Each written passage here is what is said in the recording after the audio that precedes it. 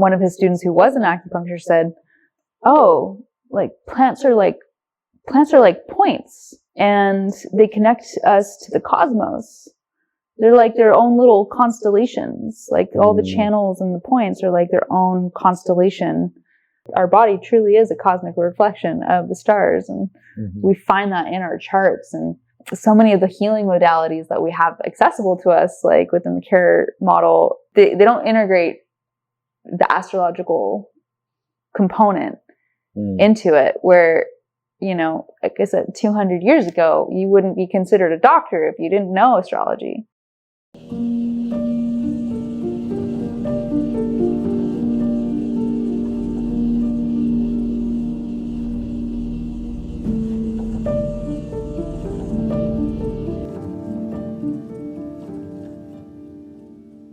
Hello and welcome to another episode of the Blue Hour podcast, where we explore the minds and the worlds of visionary artists and creators.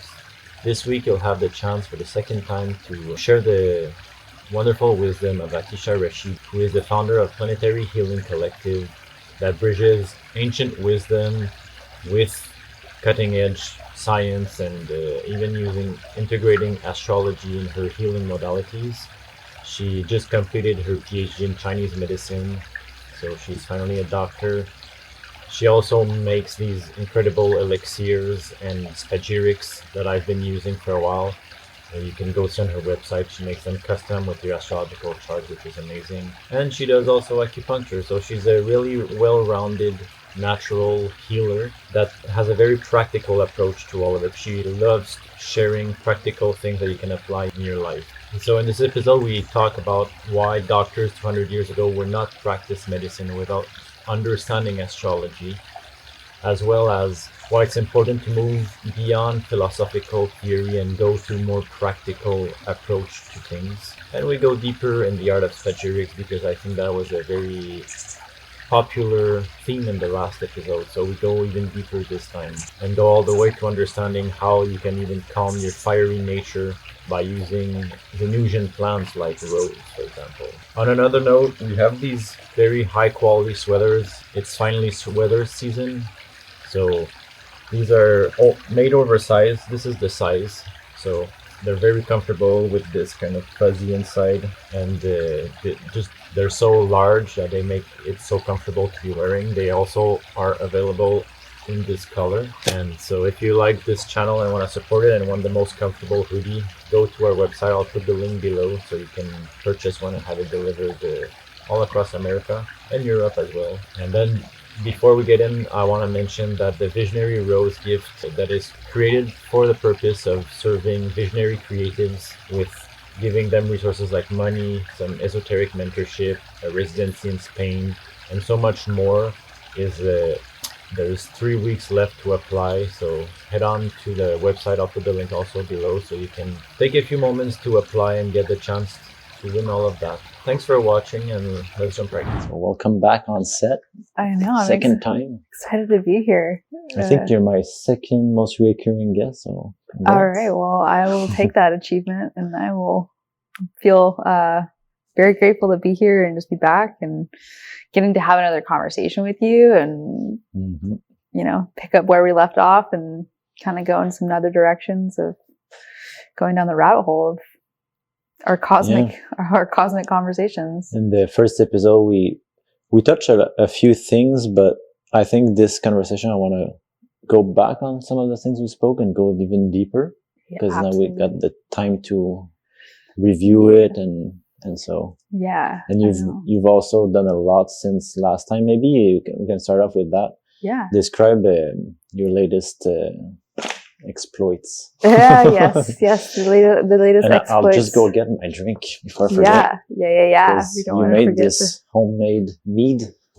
Yes. And, the drink of the gods. I've called it Aphrodite's brew.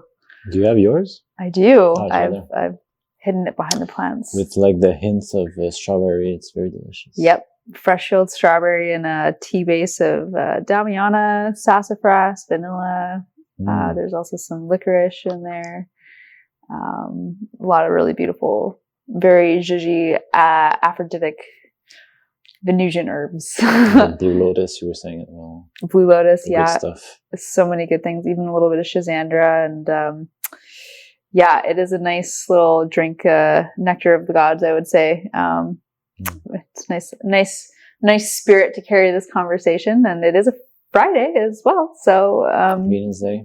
Mead and honey are very Venusian and, you know, solar as well. But yeah, it definitely hope it carries the conversation. And yeah, like, you know, in that sense, like brings us into a connection of like similar values, and we can kind of chat a little bit about like some of our shared kind of endeavors in our own artistic expression. It's all very Venusian. I love it. All fits. You know, but yeah, I'm very happy to be here and kind of pick up a little bit and explore some other areas where we just didn't get to last time. You just finished school. Congrats on that. Thank you. Yes. Yeah.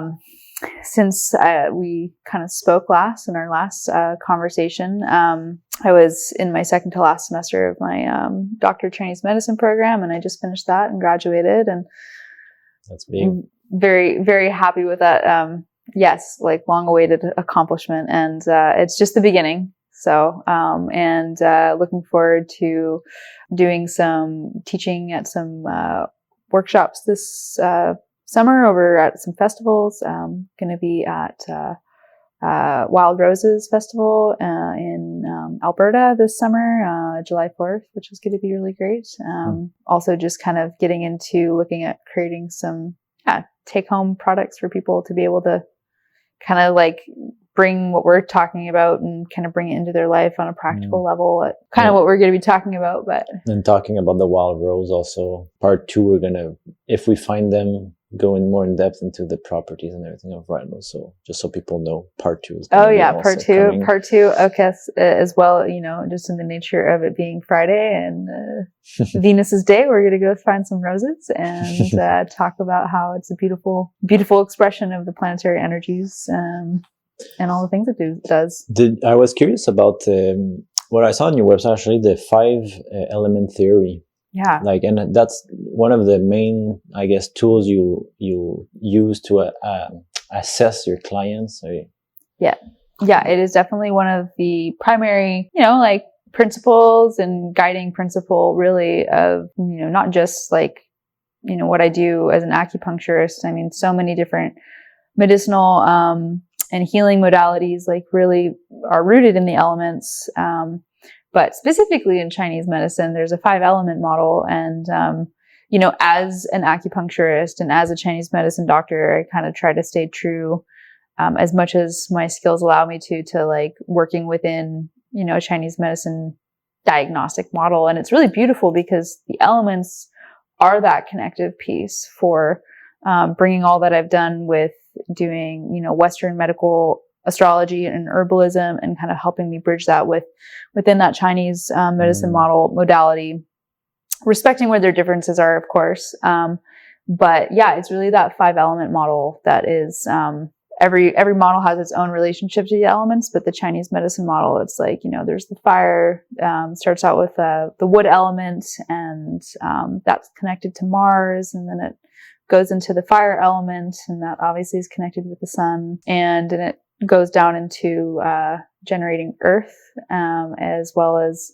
from earth you generate metal, and from metal you generate water. And it's this creation cycle and relationship patterns between the elements actually that allows me in my model to see like, okay, how much wood energy, how much Mars energy, how much air energy, or fire or water energy is presenting in somebody's chart. And, you know, going from there and seeing, you know, cross-referencing it always, because we don't just use one tool with other clinical input, you know, doing an intake with them, like, hey, like, does this person, you know, suffer with dampness? Okay, like, what's going on with water in their chart or earth in their chart? And kind of like looking at it from that perspective. So the elements can be applied in so many different ways, both psychospiritually, but as well as physically. So and astrologically. So it's very dynamic how the elements show up. And it seems it allows you to see the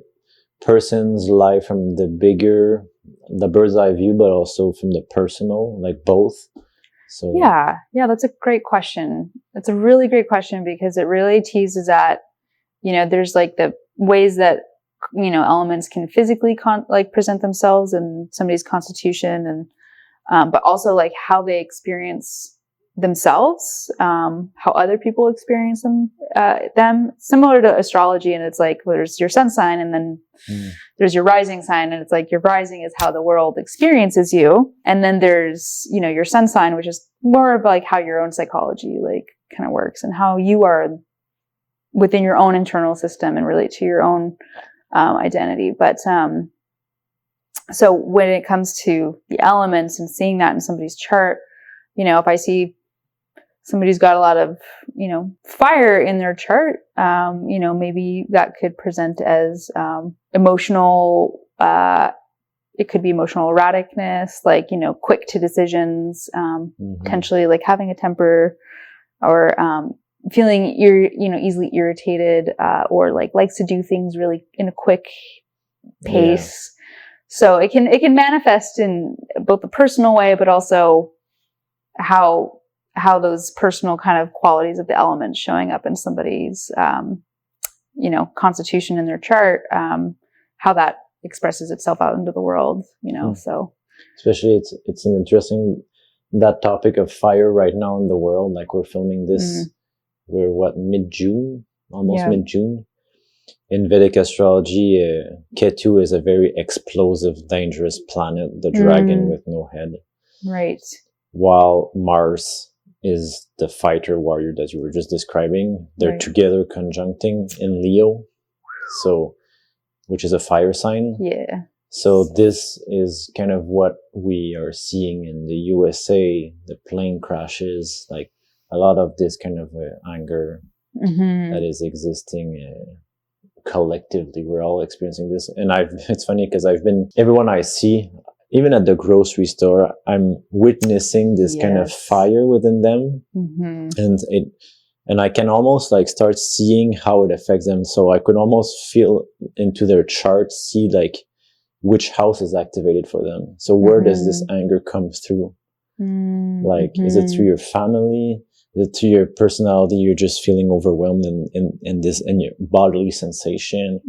Or is it like in your career, feeling like your career is not picking up and like it frustrates, Right. Yeah. Or in your house of friendships, and just, or it could be like anger at yourself in your second house, or it really just depends on where does it affect you? Well, I mean, there's a lot of interesting, I know that we both kind of have, you're more, focused and mastered in the Vedic astrology, and I have more of a focus in like more tropical, but I mean, it would affect regardless of yes, of course, the system. It would kind of affect. I think you're in the Vedic, you're a Gemini rising, so it would be like in your third house, the same as me basically, which is kind of the third house it can be through siblings, communication, but for me it comes into, because it's also a planet that's ruled, a house that's ruled by Mars, so it is kind of a very direct, like impulsive communication. Yeah, it's interesting. And the fire energy will manifest in so many different ways, regardless of the system. And I mean, I know that, for me, like Mars is in my 12th house. So like and that's in Gemini. So it's like, I mean, at least within the Western, I know that there's like the rising, component in the Vedic, but it's interesting, to kind of bring it into zoomed out perspective. It is fascinating to watch how the planetary energy, as it is, regardless of what we humans say, how it manifests in day-to-day observations and collective energy that we're all part of. Especially for you, I feel, because you're using these models kind of daily and you've been studying them for a while.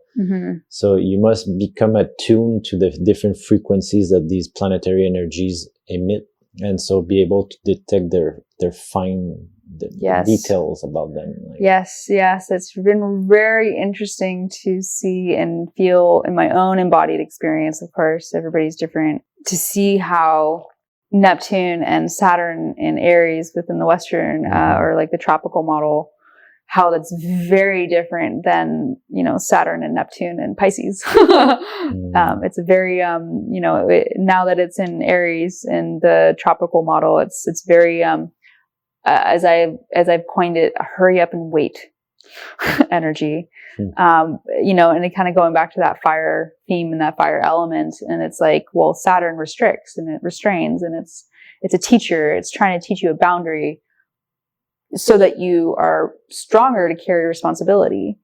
And it being, in the tropical system in like Aries, it's like that fieriness of, I just want to like get out the gate and go. And I just want to like do things, and I just want things to move and happen quick on my timeline. Cause that's, Aries being a bit more ruled by the head and kind of like that initiatic, just wants to get things done energy. It's, Saturn's kind of restraining that. And it's like, the pressure is on, the responsibility is on, and yet you still have to go slow with it and be this methodical, even though Aries just wants to go fast. So I've kind of also noticed that in the collective and tuning into that subtlety of, obviously within my own experience, but I feel that other people can pick up on that in their own ways. It's, definitely. Even myself, I would say that's a theme. I think like the more you work with Saturn, I've been working with Saturn for a while, like in my art, in my personal life, in ritual work. And so I've learned to detect it when I feel this urge and to, there's like an alarm bell that rings now in my mind when I do feel like impatient about stuff. So Saturn has been a big teacher for me the past few years, teaching me to slow down and to see the long-term implications. Like I'm someone, when I have an idea, I have to do it now. Like the grant for the Rosenberg grant. Like I woke up from a dream with this in mind, and I was like, okay, I have to do it now. But then I learned, okay, what if I do it different this time? I check astrology when the timing is right. And it's been 6 months, 7 months, and it's not launched. It's going to launch like end of August.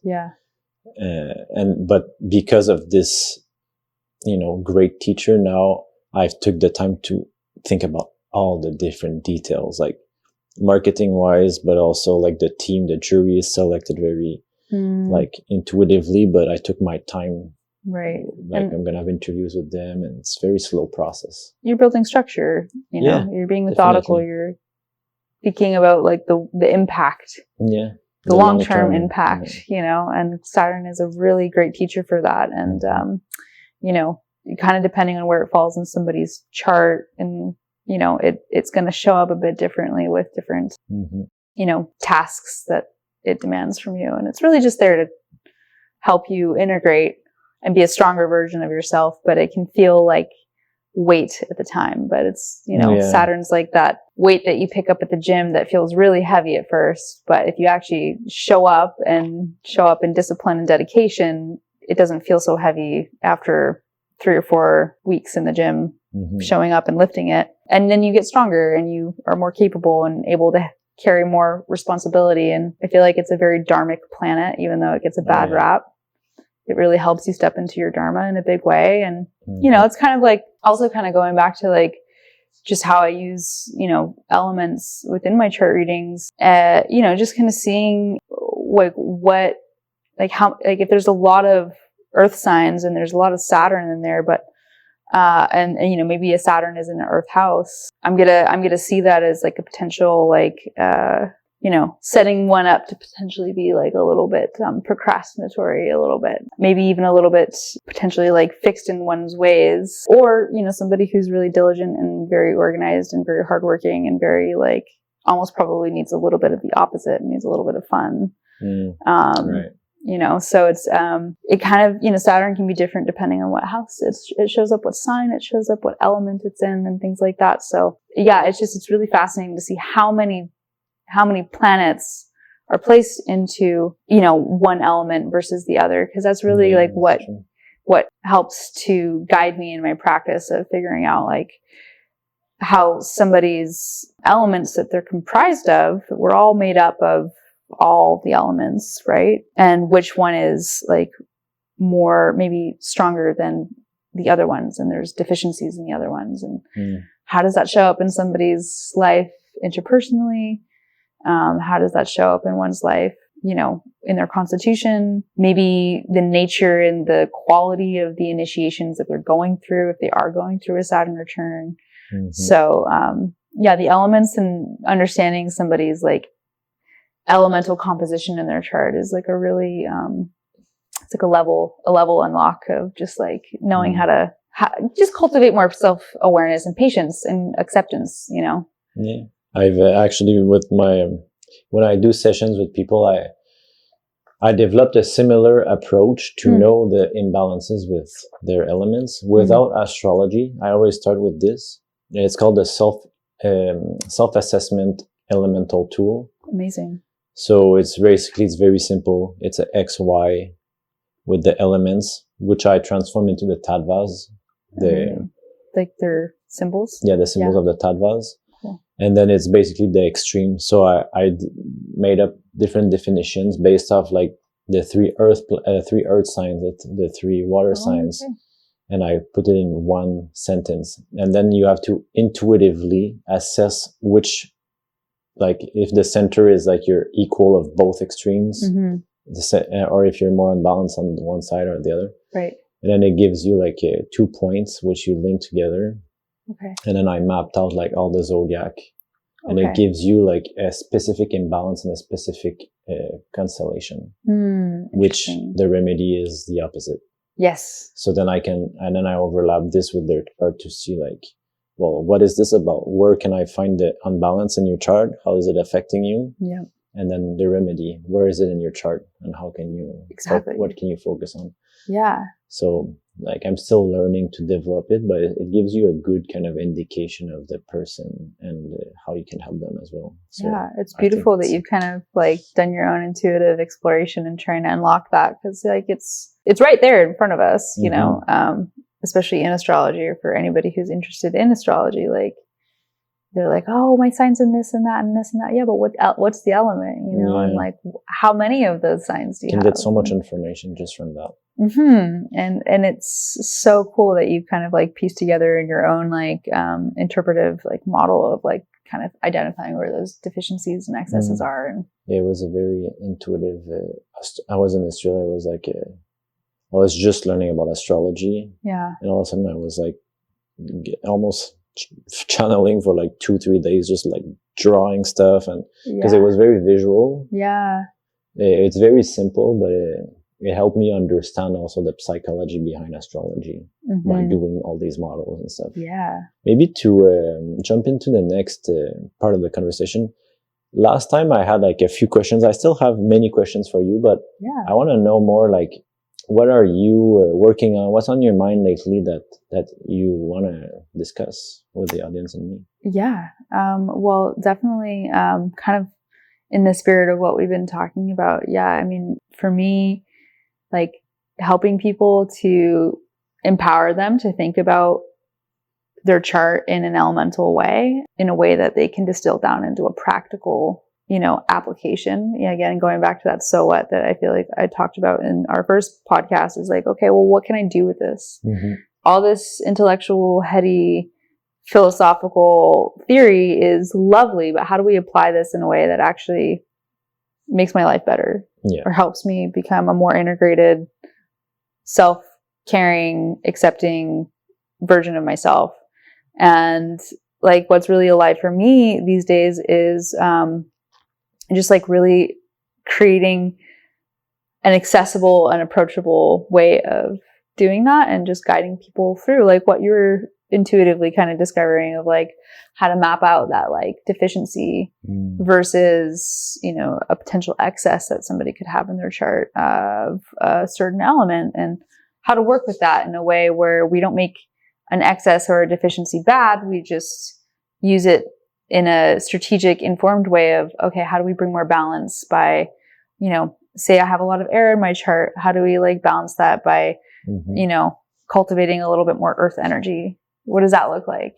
You know, does that mean making more cozy nest spaces for yourself to like feel embodied in your body versus like up in your mind? And maybe not being in your head all the time, just like, having practices that bring you back into the body, or gardening, or like grounding exercises and things like that, that like bring potential air constitutions back into the realm of earth, really kind of distilling it down into practical, not just lifestyle advice, but as well as looking at plants as allies to also integrate into, okay, like I have, these, like a lot of fire energy, like, okay, like I have a lot of, heat conditions that I suffer from. Okay. Like let's look at the, cooling, counterpart kind of plants like yarrow, or,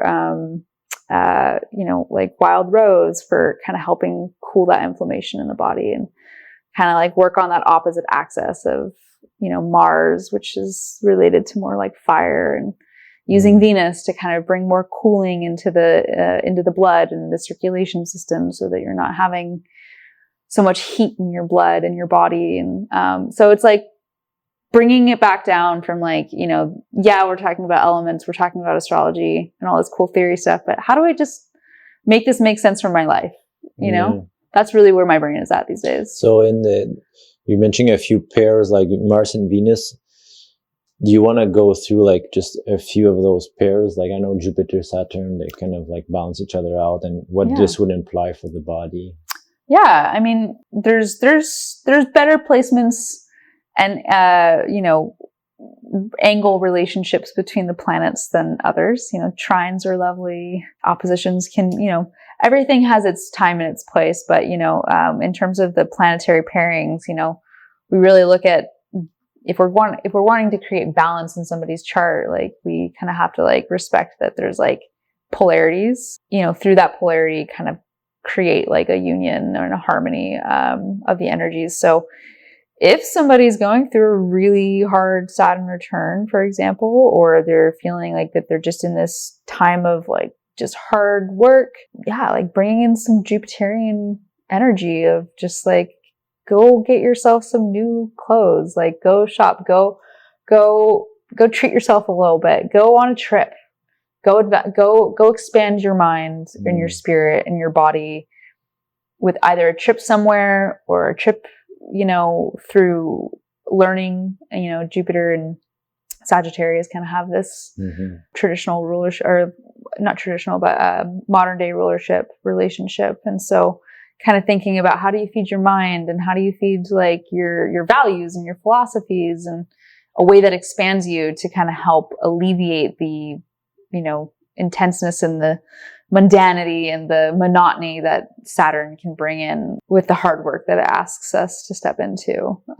So just kind of thinking about, sun and moon relationships. There's Venus, Mars, there's, as well as, Saturn and Jupiter. For Mercury, Mercury is kind of one of those ambidextrous, beings and signs that is kind of, neither nor, it's the neutral. It's very neutral. But, if we were to call it having an opposite, I wouldn't even want to say that there is an opposite necessarily to Mercury, because it is one of those signs mythologically that is a psychopomp. And a psychopomp is a god that is in Greek mythology that's able to travel both to the world of the gods as well as the world of the dead. And so so there's this kind of, like I said, this ambidextrous kind of nature to Mercury that I wouldn't necessarily say that it's also like often I think maybe if there was an opposite, because it's always about movement almost all the time, moving up and down, like the wind is mercurial. It could be like stillness, and the most still planet is like the sun, is like it's the heart center, everything rotates around. It's the moment where you don't need to be doing anything. And it's not literally like the opposite, but maybe it's kind of and that's you could probably find a lot of really beautiful analogies by doing that. And that's like the beauty of kind of doing these thought exercises, because it's like Mercury is that placeholder where you can kind of just pivot up, down, right, left, and kind of have these kind of cross comparisons to, you could say in that sense that the moon, yes, it's always moving, but it's kind of like that yin kind of quality. It's also like technically like yin being like a still kind of, introspective, whereas Mercury is out there doing things and gathering the facts and moving and not in one fixed location. In this way, Mercury would be like the path between the sun and the moon. Yeah. The empty space that links both is that links both. It's that's that neither nor kind of quality that it represents, and that. And literally, I think it translates to the intellect, right? It's like through our intellect is how we actually can think thoughts, and the thoughts will then manifest or generate emotions that will then change something physiologically. Through energy and motion. Totally. And Mercury being your nervous system, and your nervous system being linked up into your brain, which is also correspondent with the moon, and linking that to the heart, which is connected with the sun. And so like that brain heart connection linked through literally Mercury, our nervous system. So, there we go. We found, how it connects opposites. Have you heard of medical astrology? Probably.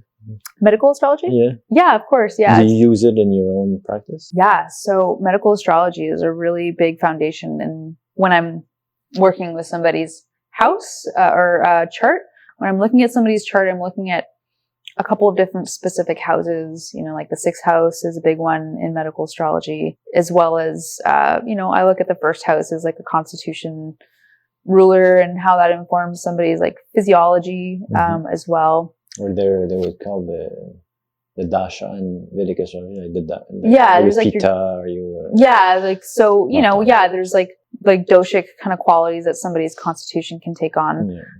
Chinese medicine also has like that idea that, you have a particular constitution type. There's wood types, there's earth types, there's water, metal, fire types. And so they kind of each have their own kind of bodily anatomical expressions. And so, in Vedic, Ayurveda, it's, Pitta, Kapha, and, Vata. So it's, earth, air, fire, earth, air, and fire. Every single model or every single tradition has its own kind of understanding that, the birth chart can reflect a elemental quality, and that will show up in somebody's physical constitution as well as the diseases that their body is prone to while it's on earth.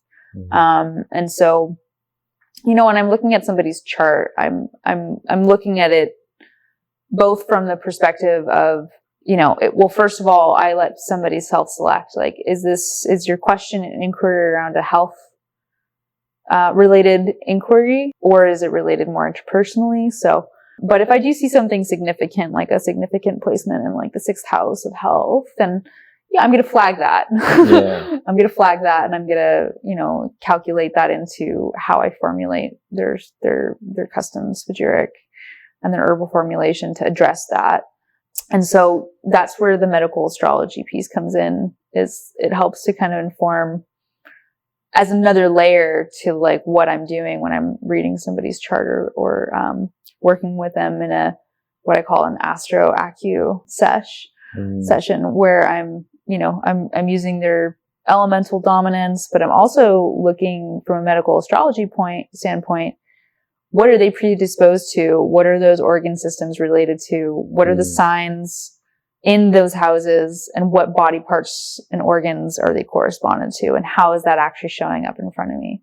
Is it showing up yet? Or can I see it showing up in 5 years based off of what this person's telling me on their health intake? So I'm curious I've had always this back issue on the left, on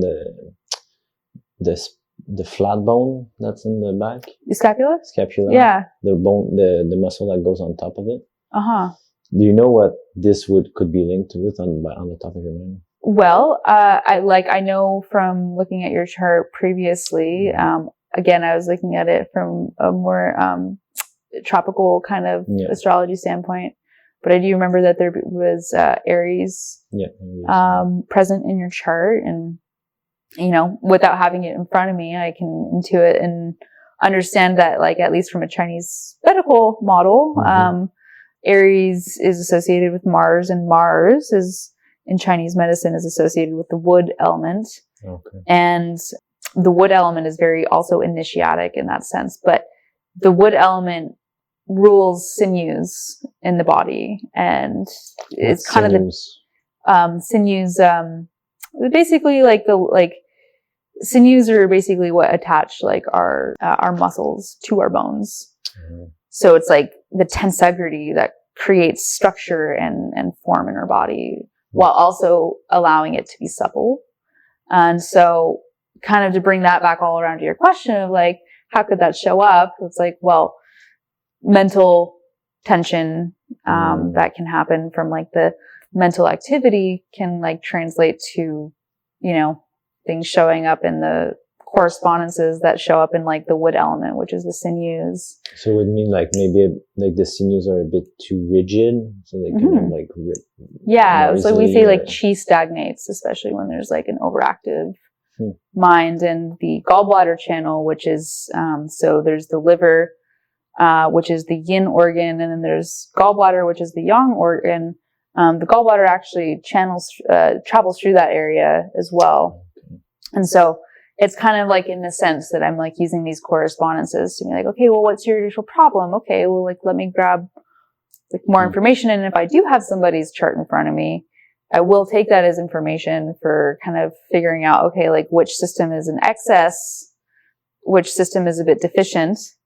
But what I'm also doing on top of that is I'm cross-referencing it, how they're currently expressing in their elemental dominance versus like, what does it say that what is their postnatal expression supposed to be?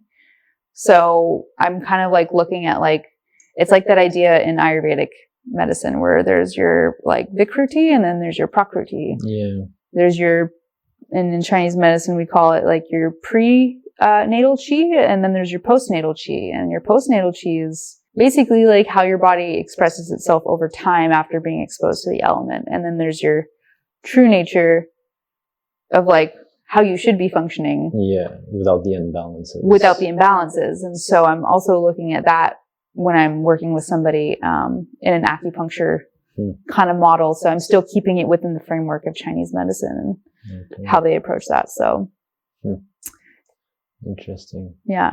Yeah, that fascinates me. I've been delving more and more into that in the past, and even having different specialists, talking with specialists and having them treat me in different ways and asking questions. Like the relationship between the body and the stars, like, the inner and the outer world, this relationship becomes more and more obvious to me, especially while like even through creating art. Like that dynamic of the inner world, how you manifest in the outer world, and then how it influences in your inner world and it comes back. There's all these dynamics between inner and outer, the body and the cosmos, etc. Like, there's so much you're so tapped into that and explore. Yeah, there really is. Yeah, and it's beautiful. It's funny that you mentioned that because one of my teachers, I remember him sharing a story about an acupuncturist who was taking a class with him. And this is Seja Papam over at School of Evolutionary Herbalism. And this is long before I was an acupuncturist, but I was interested in acupuncture. And one of his students who was an acupuncturist said, oh, like plants are like points. And they connect us to the cosmos. They're like their own little constellations. Like all the channels and the points are like their own constellation. And I thought that was such a beautiful, like now that I'm an acupuncturist and I've done a lot of like clinical herbalism within the medical astrology like realm, I've like come to appreciate that. And I think that you're kind of, I feel like intuiting and tapping into that with what you're saying with like, the body is like a cosmic reflection of the stars. And like our body truly is a cosmic reflection of the stars. And we find that in our charts. And so many of the healing modalities that we have accessible to us, like within the care model, they don't integrate the astrological component into it, where, like I said, 200 years ago, you wouldn't be considered a doctor if you didn't know astrology. Right. You're not a very good one anyways. Yeah. There's so much insight that you would miss out on. Yeah, and that's just been totally left out of modern medicine these days. You know, what I'm interested these days is also like, you know, in the occult sciences, there's a lot about the planets usually relate more to like the chakra systems, but they are directly in link with the body and the body, because I don't see the chakras necessarily as like physical, like they're not. So there's like the 4 elements, which are components of the body, and there's the chakras, which are kind of I don't know, like magnets for these cosmic rays to come through us, and then how everything is synced together, the 4 elements with the 7 planets within us, and how they are all like almost like the 4 elements must be stable for then the octaves, which are the chakras, to be able to the mercurial element to be traveled into, right, almost, or descended into. Yeah. I mean, it's bringing this image up in my mind. There's this graph depicting the body, and in Chinese medicine, it's a very old and ancient depiction of the body as like a agricultural field, and so it starts from, you know, the heavens and the clouds up here, kind of comes down into the like estuaries and the lakes and the rivers here, and then down here is where all the grain is being grown and the irrigations and it's where the livestock is being raised. And it's like that earthly pivot down into like the roots and the plants and all the things that embody earth. And it kind of is like invoking this idea that, you know, like you're saying, like our body does have the elements kind of comprised within it and expressed within it, you know, maybe the chakras aren't necessarily like something that we can identify like with our minds or with our logical minds anyways, but they're energetic centers that are very palpable when you tune into them. Yeah.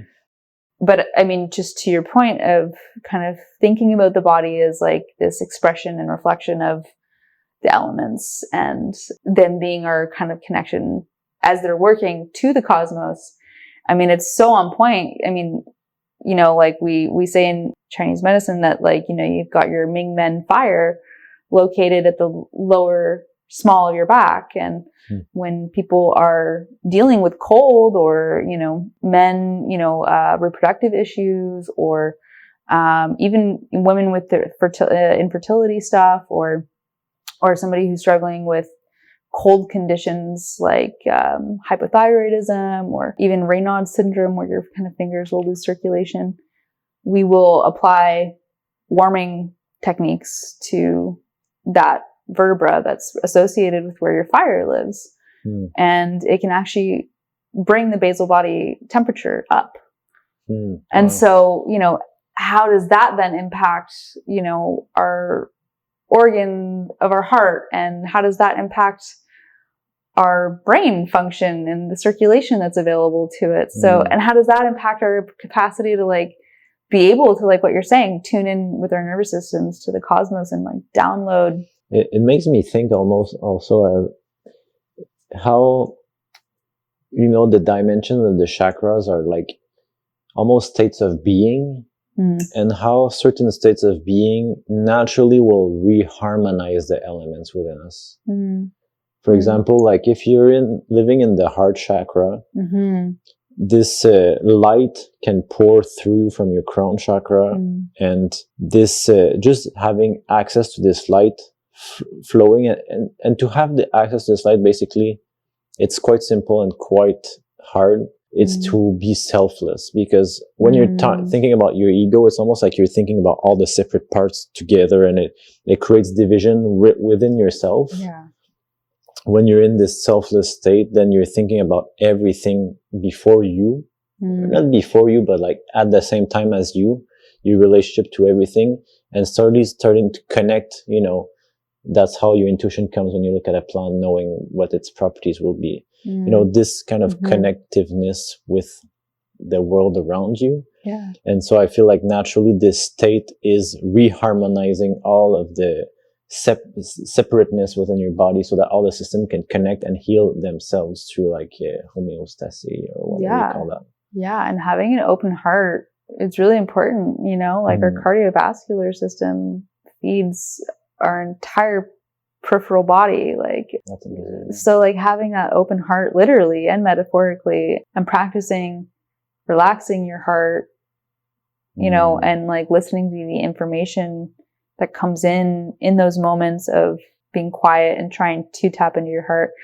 That's like a whole spiritual practice right there. And, you know, that's really, I think, where a lot of healing work starts, just in general for people, is just to be able to tune into that heart space. And kind of to what you're saying with like that ego fixed focus of what can I get from this interaction versus what can I bring to the space through my awareness, and just being basically like present and humble until I can see where I can show up in service to the wellness of the collective in front of me. Like, it's a very different, even physiological state to be in, you know, because like the fixed kind of egoic, like, what can I get? You know, like, how can I get something from this? Or it's kind of a contracted state. Yeah, and it's exhausting. It weighs you down. It weighs down on you.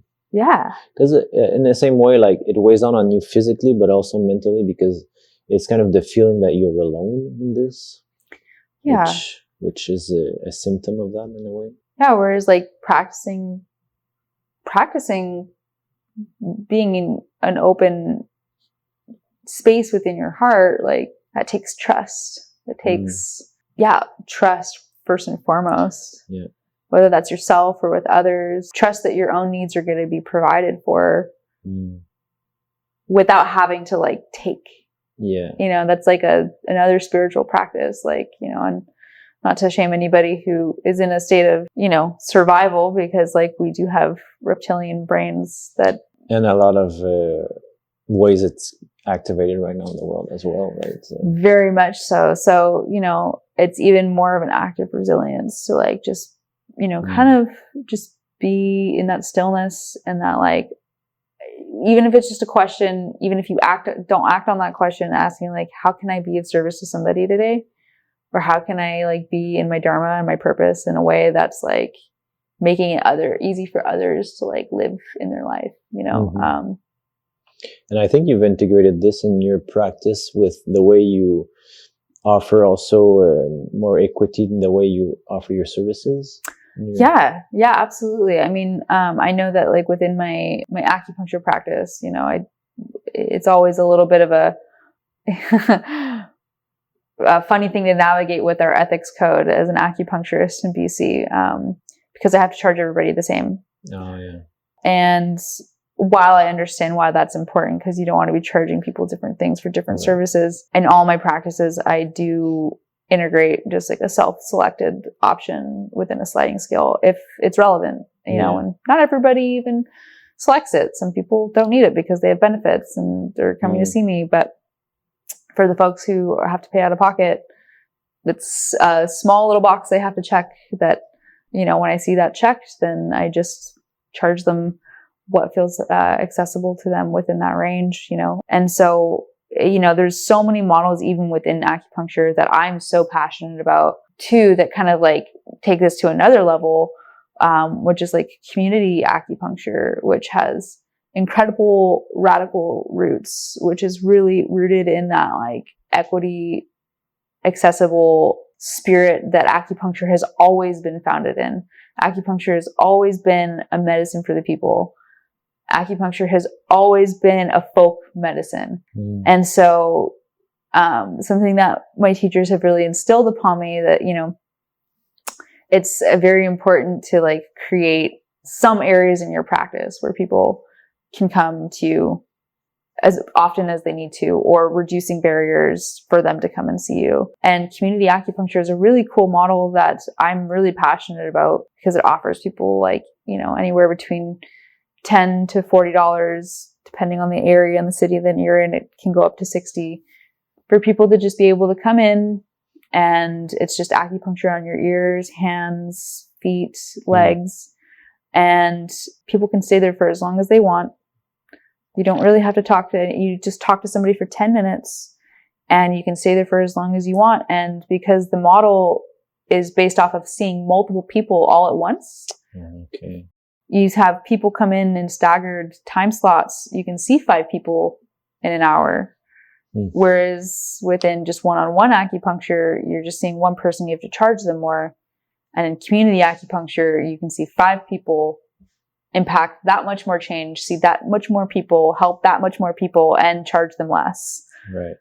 While still making more money. It's like a win-win. Yeah. You know, so it's a cool, you know, not that that's what it's about, but it's just that idea that like reciprocity and creating, you know, models where you're not charging people an arm and a leg, but you're able to kind of like open up things like in that sense. And so it feels like even more than that, it's about, the way I see it is almost to be creative and authentic in the way that like when you go to school, you go to the associations that rule the discipline you're doing. Right. They already have like the norms and it's preset and it's kind of very structured and cold and so often archaic because it was created not in the time you're living right now. Yeah. While like I think it's important to reevaluate the model that fits your constitution and create new models independent of other models. Yeah. So maybe for you to be authentic, you have to do the work you're doing in a certain way. Yeah. And it's important to think about these things, I think, in the times we're living now. It really is. I mean, it's part of the reason why I feel called to move back to California. Be in the States. So many people are like, why are you going to go back to the States? Why are you getting me back to California? Why are you, you know, it's crazy. You're crazy. And I'm like, well, if there's ever been a time now more than ever that my services would be needed in a way where I can make myself useful to my community, then, you know, I'm going to do it. Like I'm not just here to like hang out in sheltered, cushioned Canada and just watch, you know, like America descend into madness. It's like, at least I can be there and provide some form of accessible care to people who might not otherwise have it, you know, or, you know, be one of the practitioners who can work with them to give them a different answer than the Western medical system is giving them. And I'm not going to charge them as much. You know, they're not going to go in $100,000 in debt by seeing me. You know, it might be $100, but like it's not $100,000 for, you know, addressing an issue. And, you know, we're not we can fix it all sort of thing, but we try our darn hardest and we try to charge people, you know, like a way where it's like helps us sustain ourselves while being able to go out into the community and like provide medicine and care for people who wouldn't otherwise have it. And I know you're like part of a few communities, like you seem to be very involved in different communities. Do you see like this type of vision of community and offering these type of services are people thinking of new models? Are you seeing something emerge from your? It's a great question. Yeah. You know, I know that like Rose Umbra is very like passionate about like, you know, art and its impact on community and how that extends out into the world and, you know, kind of has a ripple effect on changing the world. And like something that makes me so excited as an acupuncturist in my field is seeing how there's other practitioners out there becoming really excited about the community acupuncture model.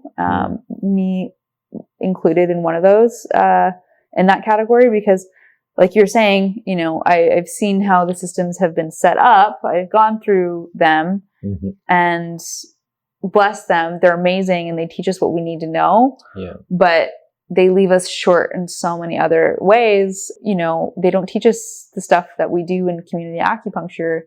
And there's a huge thirst there for, within my field of work, for people to go more into that community acupuncture style learning model. In that sense, like, I really believe in the community acupuncture is going to be a future of accessible medicine. I see it becoming a little bit more popularized, at least here in British Columbia. There's like Poke in Vancouver. There's a lot of community acupuncture places popping up in Victoria, on South Island, as well as up here. And it's that idea that, you know, you can affect more change, potentially even make more money as a practitioner because you're able to see more people for a lower cost and you're helping more people. It's a win-win-win. Yeah. So I truly see that becoming more of a model of medicine for acupuncturists. But do you see this in other fields as well that are holistic healing? And I would like to say yes, and I'm sure that there is, but I have not necessarily come across it in any distinct format. Okay. In terms of the like by donation or like, you know, a low sliding scale. And also I'm sure like different individuals in their own personal practice that don't necessarily have like a space and a physical space that I offer things online, not like, of course, like if it's acupuncture, it's in person, but other models, like I know astrologers, some people start to do that where you have a sliding scale and it's all online now. So you don't have like a physical place. So your money doesn't all go to rent, but at least you can offer like more accessible things. So I was wondering also, you know, we're the self-workers, you know, we don't have often a boss. Yeah. So COVID for us was like, I don't know, a lot of people I've met anyways had to reinvent their model during the COVID and rethink of how to do it. And I think this has impacted like how we perceive these types of service in general. Yeah. I mean, I think that integrating equity into any model of service is economic justice.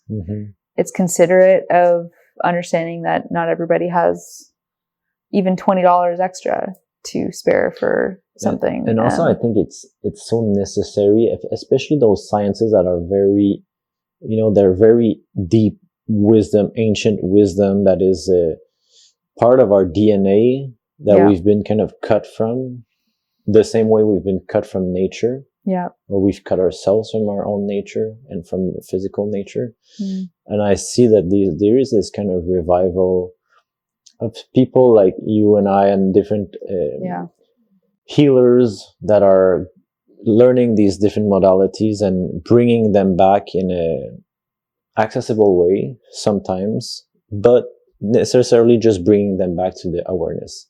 Even on social media, we see a lot more knowledge about these topics.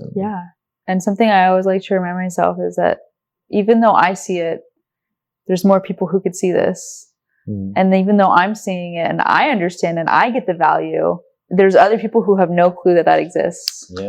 And I think that we would do ourselves a lot better of a service if we found more creative ways to create more accessibility and just like more like making it less heady and making it more digestible and making it more affordable. You know, I mean, I know, at least my own services, like, you know, I try to factor that in. And for a while there, I had to have a conversation with myself because I usually put about 10 to 15 hours into an astrology wellness reading that I do. And, I was like, man, I'm making like $10 an hour. I need to like raise my prices. And that's a hard decision because like, I don't want to, but like, I also, you know how spread thin my time can be. And I have to just make sure that, you know, the time exchange is reflected in the value that I'm putting into it. Of course. Yeah. And that's always, I think, a struggle for anybody doing what is innately a part of them. And that is like coming up as an offering. And I think it really is kind of part of how to cultivate abundance mindset while also cultivating grace and understanding that there's going to be people who really need your services who can't afford what you're offering. And to just, you know, I mean, it's inspiring me to be creative about like, pay it forward, pay double for your thing so somebody else can have a free one, later, or, you know, there's so many ways to do it, but yeah, it's just a matter of kind of thinking about these things as, you know, somebody who's got access to a service that people might not have money to pay for, but need. I even integrate that into like, you know, especially like the differences between my cost of doing facial acupuncture versus acupuncture for pregnant people and moms who are expecting. It's like, I don't charge the same necessarily because I see one a little bit more medically necessary and it happens to everybody sort of thing. And that's where I have my sliding scale available for people. So it's like, it's a give and a take sort of thing. So, but yeah, definitely very important to kind of make things accessible for people. And maybe to end, is there like a last thing that you wish we had talked about that you want to, we could like bring up and discuss before we close? Yeah, absolutely. I mean, I think that something you had suggested as a topic that we could explore is a little bit of the Spagyric process and like, what are Spagyrics? What does that mean? Is that something that you think that your audience here at Blue Hour Podcast? Definitely. I think Spagyrics is one of the niche products of the world that is left behind. We touched upon it a little bit in the past episode, but I think it could be interesting to go more in depth about the whole process and, you know, your own discoveries of the process and what you've learned from it. Because I know alchemy, when you do it physically, it changes also your inner space. So maybe talk about that a little bit. Yeah. It's such a large topic, and so I'll do my best to be succinct. But Spagyrics is a very niche, I guess. I hesitate to call it a product because it's so much more than just a product. And Spagyrics are more of an herbal art of the soul that are part practical medicine, but also like a part of a deep, long tradition of like alchemy and alchemical preparation of medicine, from plants as well as animal substances and metals and gems and all sorts of different, everything can be turned into a Spagyric. But we work within the animal kingdoms to, you know, select a material, whether that's a gemstone, a metal, it could be an animal product, it could be a plant product, it could be a fungi.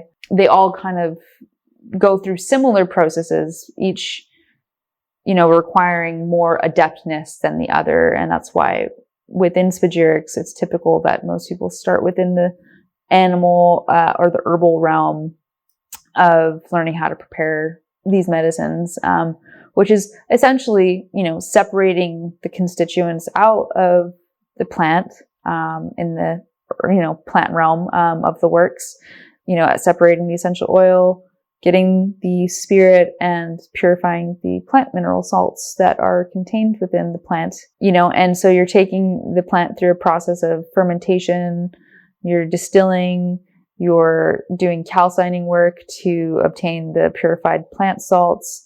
There's a lot of layers to the Spagyric process that even within the realm, we call it in alchemy, of, you know, working with plants, there's stages and steps within that tradition of starting, of where you start. You know, you start with a Spagyric tincture. You can work your way up to a Spagyric essence.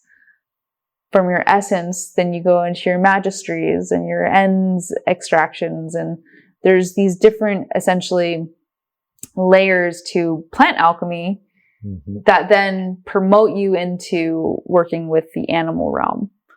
And from the animal realm, you can start working with the gem realm. And from the gem realm, then you understand how to work with the metallics. And so there's steps and tiers in alchemy that some people blow right past them because they're just like, oh, I want to do metal alchemy because that's so rad and so cool. I'm so cool. And it is really cool. It's amazing. That's the kind of alchemy where you can truly blow yourself up if you don't know what you're doing. Yeah. Because you're playing with very vital energies within yourself as well. Yes. That can be dangerous if activated at not the right moment, timing. Yes. And timing astrologically, like if Uranus and Mars are together while I'm doing you know, like an essence, like an oil of iron work, or even an oil of gold work, like I probably just want to wait for a different transit. Yeah. It's going to be a little bit explosive. How would you tangibly do that? Like a tincture or whatever you call it. I don't remember the metallic Well, yeah. So I mean, metallic alchemy is a little bit different than. I mean, it's based in the principles of. It's plant more alchemy. mental, isn't that? Yeah, I mean, at that point, assuming that somebody's gone through the initiatic stages of starting with plant material, going up to the animal, working within the gem realm. Once you're actually at the metallic realm that you're working with, you've already become, hopefully, adept at, observing what's happening in the flask, observing what's happening within you if you're tuning into that subtleness. And that can be a choice depending on the person who's making the product. It's, sometimes it can be a process that you're like observing. And then there's the time where you're making medicine for yourself and you're actually letting it like work on you and you're taking it and you're working with the medicine versus making a product for somebody. Yeah. But yeah, there's some interesting things that can happen that you observe within yourself, but as well as like, you can even see what's happening in the flask. Like, and I've seen some wild things happen in my, in my distillation.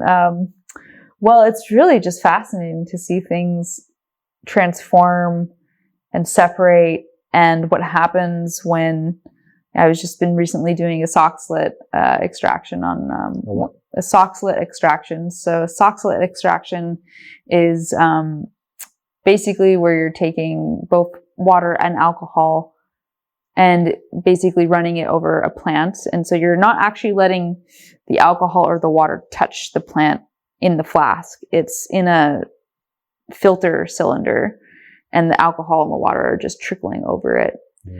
And so as I've been watching that happen in the last like little bit, because I've been doing that, I'll notice like when most of the alcohol is up in the soxhlet cylinder, there's just basically like little beads dancing on top. It's like there's like a complete separate fluid dancing on top of another layer of fluid, and one of like the balls of water or whatever molecule it is just going around and sucking in all the other different like beads of whatever it is. Like there's some wild things that happen in a flask when you're really looking at it, and you're doing this like separating and this recombining, and there's like particles that are falling in and out of solution that have these wild magnetic relationships to each other. And as you're watching them kind of go through these subtle but transformational processes, and that just kind of grows as you go from like the plant realm into like the metallic realms. So how would you go from the plant to the animal? Like what's the animal? What's the link between the last of the plant and like what does that mean? You can play within the worlds at your own discretion. It's like, as an acupuncturist, I need to know when my skill set doesn't cover what this person needs, and I need to refer out. Yeah. And I need to be humble enough to know when that needs to happen. It's similar with alchemy. It's like you can hop between the realms depending on what your skill set allows you to do. If you understand the basic principles of, solvent coagula, like, separate and recombine, you can translate that and teach yourself. But the animal realm is a little less forgiving. Things can go a little bit more putrid. But how does it go about? How does it go about? Well, again, like with the separation and the recombining, so you're taking different components of whatever animal matter you're working on. A really gentle one to start with is the oil of egg. So, you're basically separating the oil from an egg yolk and putting that into, a menstruum, and then you're taking that menstruum and then evaporating the menstruum off and procuring the oil of the egg. And then, in my process, I like to burn the material that's left behind, and then I gather the salts, and then I put that back in the oil. And sometimes I'll ferment eggs and then get the mercury from that and add that back into my final solution. And that can be a very powerful, potent, sulfur-rich animal realm spagyric. For use for what? This specific example. The oil of egg has really got a wide variety of uses, and depending on what model of medicine you're working within. I know that in Chinese medicine we see egg yolks as very yin nourishing, which can be very good for your skin. Okay. Egg contains a lot of sulfur-rich compounds, and so it's actually like Egyptian lore that oil of egg was part of Cleopatra's like beauty regimen. Right. And it's really quite useful for like things like skin conditions, skin irritations. Okay. You know, it's kind of like a membranous substance, so you would think it nourishes. It keeps the yolk intact, so it keeps the skin intact. Yeah, exactly. But it's also really good for like the viscous fluids in your eyes, your synovial, like the joints and things like that. I did actually do a little research, and this is a bit of a tangent, but oil of egg from chickens that have been fed safflower petals have higher compounds for helping cure skin cancer. I don't say cure, it's probably have to bleep that word out, but for being indicated for types of skin melanomas and things like that. Okay. So, you know, just to answer your question about like what oil of egg can be applied for and stuff, but. And what is because I know they have correspondences in the levels, you know, from the plant kingdom to the animal kingdom, metal kingdom. Yeah. So the animal kingdom, would there be a specific type of correspondence for the human faculty that it would be more prone to cure or to within the animal realm? Yeah. I mean, yeah, it's like when you start working with the animal realm, because I don't want to say that there's just a different, I think, amount. I even struggle to say that. There's a different quality of, I think, consciousness that is embodying animal products. So if you're working with it on a spagyric level, well, you can start to work with the psychological archetypes of those animals, like working with a snake, especially for, you know, if you're right now we're in the year of the yin wood snake in Chinese medicine. So, you know, working with a serpent spagyric might yield some interesting results in the year of the yin wood snake. So it's like you can start to really like play around with understanding how to like discern, like, okay, like it could be a good year to. And you know, in shamanism, that's how, animals, they represent for the psyche. Like in dreams, they symbolize personality traits, and that's how you can basically like read a Hindu deity with all the animal parts. Like, what do all these animals represent, and what do they represent when combined? What qualities do they have for the psyche? So it makes sense. And I know in the occult sciences, like the difference between plants and animals is emotions. Right. So, I mean, that's how they describe it. Yeah. And emotion is really like more energetic, obviously. Yeah. So I guess it can influence, has a deeper kind of piercing effect maybe on the different subtle bodies. Yeah, I feel like that there's a little bit more of like a psyche, energetic, emotional impact that taking a true animal spagyric can have on a person. Have you ever tried one? Let's see. I believe I have. I've had a scorpion spagyric, and they can be very interesting and influential of how they bring up just, you know, archetypal like dynamics, or they can also bring you dreams. I had a teacher once who told me that he took he said he took a whole shot glass of a coyote spagyric that he made. And I don't know necessarily how much stock to put in the story, but he said he passed out and woke up like 2 days later and had like a lot of coyote dreams. Oh shit. Okay. So, you know, there's anecdotal stuff, and then there's don't believe me, go do it for yourself. Or don't, if inform yourself a little bit. I mean, what was it for you, the Scorpion? Like, what happened? Yeah, I guess it depends on the context that you take it in. So you've done it many times. Yeah, I mean, yeah, I haven't taken as many animal spagyrics just because they're a little bit more rare to come by. Right. Not that I don't enjoy a good animal spagyric when I do come upon it. But yeah, I mean, like, you know, for example, like taking oil of egg, like I take that pretty much every day. And like, that's like it's more of a daily thing than like a ritual, like psycho-spiritual thing that like an animal spagyric might have. It's more like a self-care type thing. It's more of a self-care type thing. Whereas if I'm taking like, I do take deer antler every day, but it's not a spagyric. Yeah.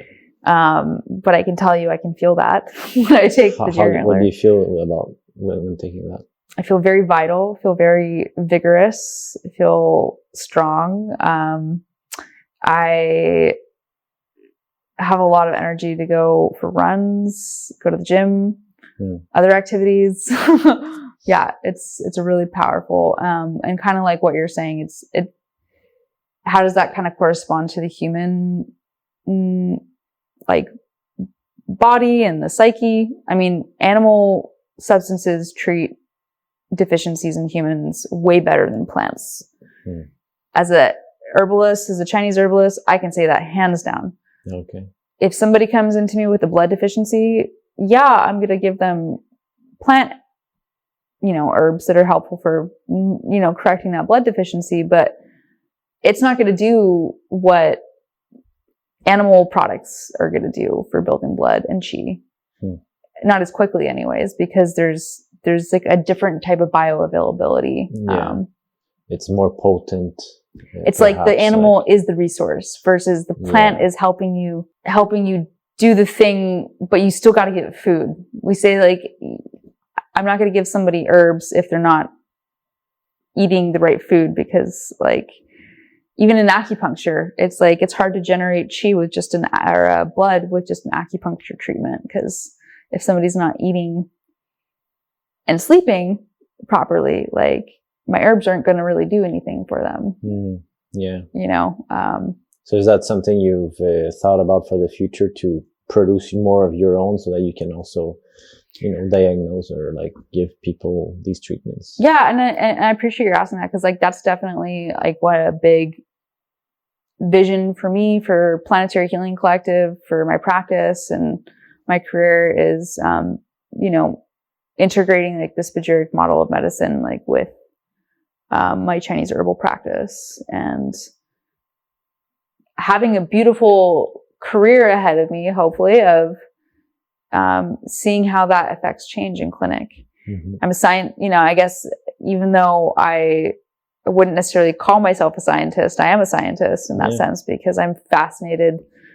There might not be any studies out there of doing what I do in a modern context, but does that stop me from trying and observing through like my clinical practitioner experience? That's basically what, I'm dedicating the rest of my working career towards, is creating Chinese herbal model of medicine, infusing it with my spagyric understanding of how to make medicine, and seeing what kind of clinical results I can get, and then throwing the acupuncture and the astrology in there as well, to kind of like really try to affect change on multiple layers.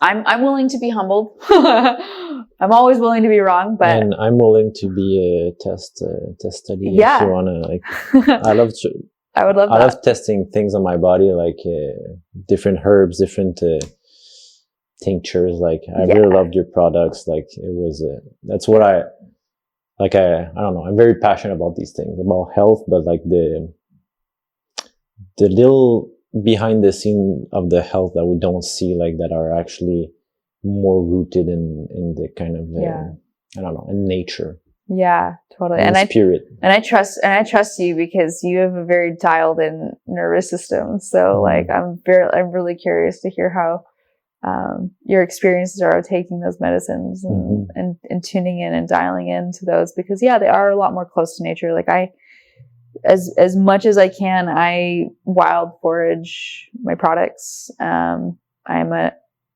avid wild forager. I love foraging when I have the opportunity to get out and do that, whether it's St. John's wort or wild roses or reishi or nettles or what have you. If it's around, and it's a good source, I'm foraging it and turning it into medicine. And tomorrow, I think, because now we have the beautiful blue hour behind us, but tomorrow for part 2, we're going to film it, and we're going to go around and try to find these herbs around there. We're by the ocean, so there's a lot of wild growing things around here. Yes, we do. And I brought a current wild rose tincture that I'm working on, and so the wild roses hopefully will be on our side tomorrow, and we can find some wild roses for us to add to the medicine that I'm making. I think I found a bush like behind. You probably passed in front, but we'll find it tomorrow. We'll definitely go hang out with it. Yeah. We'll definitely go say hi. And find some ear antlers, because it was like, Oh my gosh, it was like Bambi's family just decided to hop into the yard. Yeah. And it was like, I want those deer antlers. But ethically, not not violently. Do you want to leave people with how they can find you, work with you, buy your products? Yeah. People can find me on Instagram. People can find me on my website at planetaryhealingcollective.com. People can also find me by typing Planetary Healing Clinic. And I have astro wellness readings booked on my website, as well as when somebody does an astro wellness reading with me, if somebody's local or near me, I can then infuse that with an acupuncture session.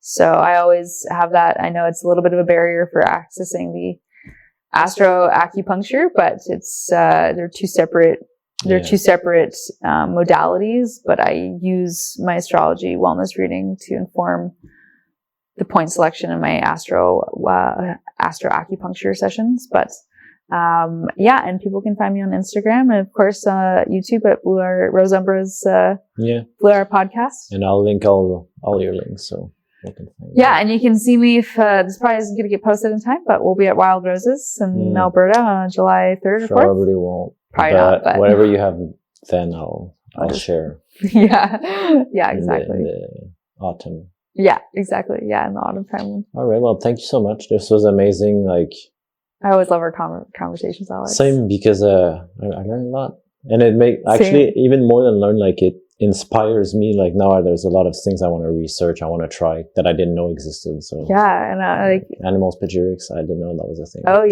yeah. We'll get you hooked up with some good sources. All right. Thank you so much, and tune into the part 2 that coming.